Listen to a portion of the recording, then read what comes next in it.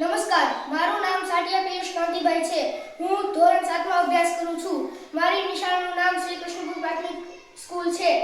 હું આજે આપને આપણા ફેફસા વિશે બે શબ્દ કહીશ, જેમાં આપણા ફેફસા માટે શું સ્વસ્થ અને શું અસ્વસ્થ ખોરાક અને આદતો વિશે કહેવા જાઉં છું. મિત્રો, ફેફસા આપણા શરીરના ખૂબ મહત્વપૂર્ણ અંગ છે. જો આપણે ફેફસાને સાચવીશું સારી રીતે તો એ આપણને સાચવશે. ફેફસા આપણને શ્વાસ લેવામાં મદદરૂપ છે.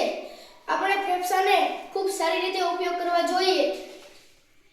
સૌપ્રથમ ફેફસા માટે સ્વસ્થ ખોરાક વિશે હું કહીશ. લીલા શાકભાજીમાં જેમ કે પાલક, મેથી, કોથમીર કે વગેરેના લીલા શાકભાજી આપણે ખાશું તો આપણા ફેફસા સ્વસ્થ રહેશે.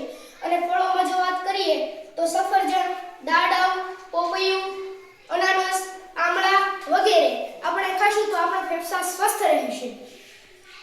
હળદર, આદુ અને લસણમાં રહેલા કુદરતી ગુણધર્મ આપણા ફેફસાનું રક્ષણ કરે છે.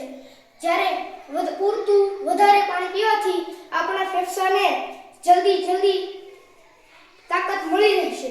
હવે વાત કરીએ ફેફસા માટે અસ્વસ્થ ખોરાકની, તો આપણે બહારનું જંક ફૂડ ખાઈશું તો આપણા ફેફસા સારા નહીં રહે, અને વધારે તેલમાં તળેલું ખાઈશું તો પણ આપણા ફેફસા સારા નહીં રહે.